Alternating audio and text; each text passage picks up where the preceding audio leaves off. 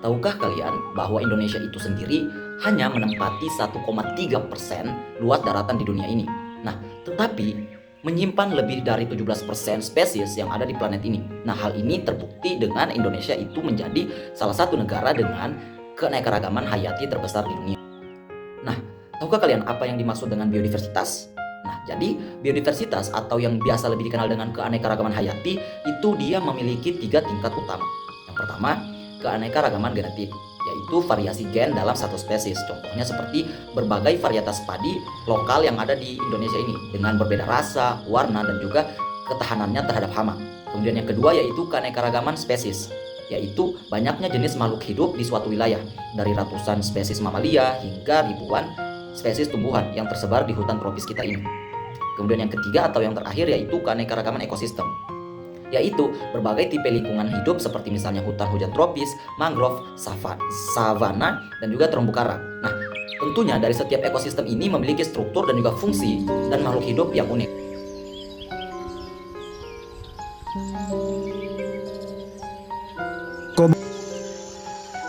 Sulawesi hanya berhenti pada bentuk geografisnya.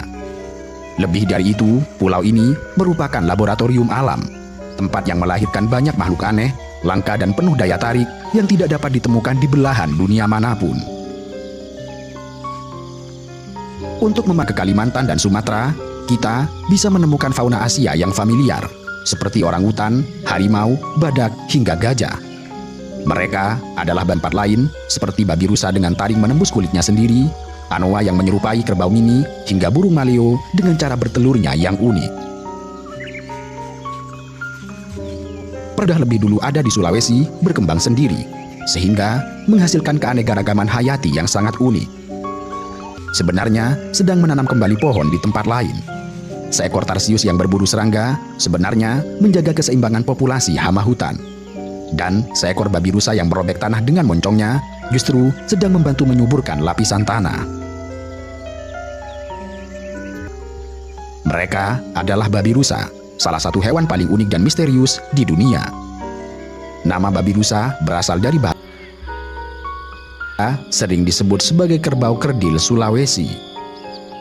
Hanya sekitar 70 hingga 100 cm di bahu dengan berat sekitar 150 hingga 300 kg.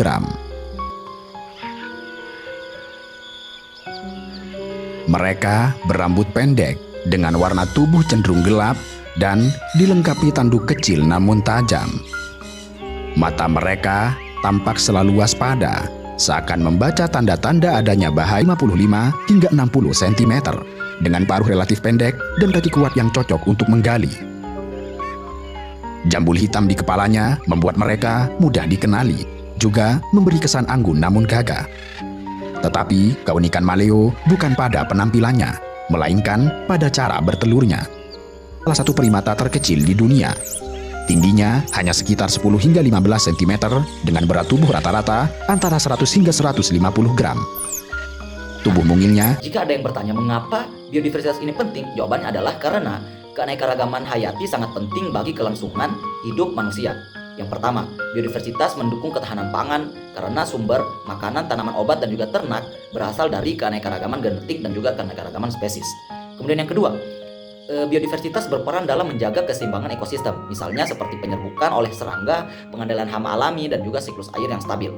Dan yang ketiga yaitu biodiversitas juga memberikan manfaat ekonomi dan juga sosial, mulai dari pariwisata alam, penelitian ilmiah, hingga potensi industri obat dan juga kosmetik. Jadi jika biodiversitas menurun, maka stabilitas ekosistem dan juga kehidupan manusia itu juga ikut terancam, seperti itu. Nah, maka dari itu saya ingin mengajak kita semua untuk bisa mempunyai peran dalam menjaga keanekaragaman hayati ini. Mulai dari hal kecil, tidak membuang sampah sembarangan, mengurangi penggunaan plastik, dan mengenali flora dan fauna yang ada di sekitar kita. Nah, untuk itu bersama kita melindungi kekayaan alam Indonesia untuk generasi yang akan datang.